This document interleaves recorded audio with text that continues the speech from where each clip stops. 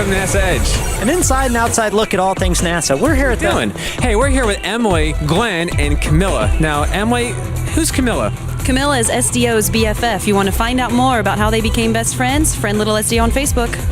And SDO is a very cool satellite called the Solar Dynamic Observatory, and Glenn and Emilie are giving us a sneak peek. You didn't talk about how Camilla's a range-free chicken. Solar Dynamic Observatory. This is a spacecraft that's actually going to go in orbit around the Earth, look at the sun 24 hours a day, 7 days a week, and beam down all sorts of pretty pictures of the sun. So Glenn, from what I understand is SDO is part of the Living with the Star program, which is going to be a series of satellites studying the sun. Yeah, we've got several satellites that are going to be looking directly at the sun as well as looking at the magnetosphere of the Earth. This one actually has a dedicated ground system. We have 2 antennas that are dedicated in the desert Southwest that are just designed to absorb the data from this mission here. And it's going to be dedicated 24 hours a day, 7 days a week, pulling down all that data through the dedicated antennas. We're going to combine this with data from SOHO and ACE and try to get a better understanding of the charged particles coming from the sun, the UV, the X-rays. We're right now in a period of time where there's not a whole lot of sunspot activity. In fact, we've gone almost 100 days without any significant sunspots, and that's the last time that happened was before the 50s. We're hoping to try to understand as the sunspot activity increases over the next 7 to 10 years, how that affects the way that the sun actually does, its thing and how it dissipates energy to the Earth. Now, there's 3 instruments on board, and what are they? We've got HMI, AIA, and EVE. Each one of them looks at a different part of the sun, different wavelength of the sun, different depth of the sun. One of them even looks at the ripples on the sun to see the magnetic characteristics of the sun. So what you're saying is for the first time ever, we might be able to actually take an ultrasound of the sun? Yeah. We're actually going to be able to look at the ripples that are coming off of the sun and give you a feel for what's going on the far side and see how the waves, those acoustic waves, actually travel around the sun and maybe get some insight from those and what's going on deeper inside the sun.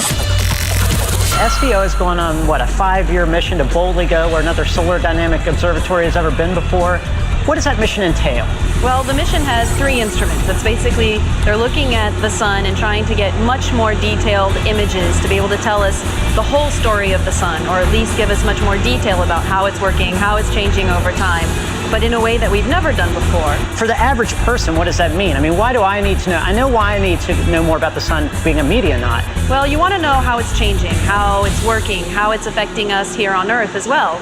As we Twitter, as we use Facebook, as we use our computers, our cell phones, everything that's, GPS. You want to know how to get from point A to point B. You want the satellites to know where your location is. And all of the technology we are dependent on is affected by what happens on the sun. Now you bring up a very good point. That would be magnetosference. So as things happen on the sun and cause interference on Earth, we need to be prepared. How to handle that? Well, the way I describe it is, up until now we've had instruments that were taking images every 10 minutes. And this one's going to be taking them much faster. So, if you've got a bunch of people in a room dancing away, the light goes on every 10 minutes. You're trying to figure out what dance they're doing. Every 10 minutes, can't tell. But if you're switching the light every 10 seconds, suddenly you're like, ooh, the Macarena. Yeah, and not to mention the safety factor.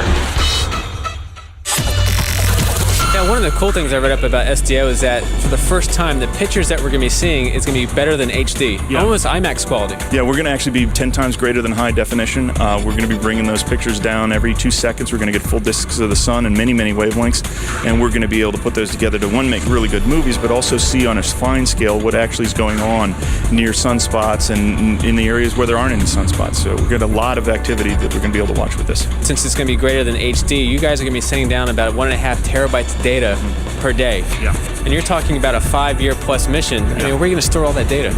This spacecraft has no capability to actually record the science data on board. It is just going to bring the data in, take the pictures, send the data right down through those antennas that are right there, down to the ground, and they're actually going to be recorded on the ground with raids and raids and raids of hard drives in New Mexico. People will be able to download this data hopefully minutes after it comes down in a thumbnail form, and then the data will be processed so that it makes a little bit more sense and is more distributable.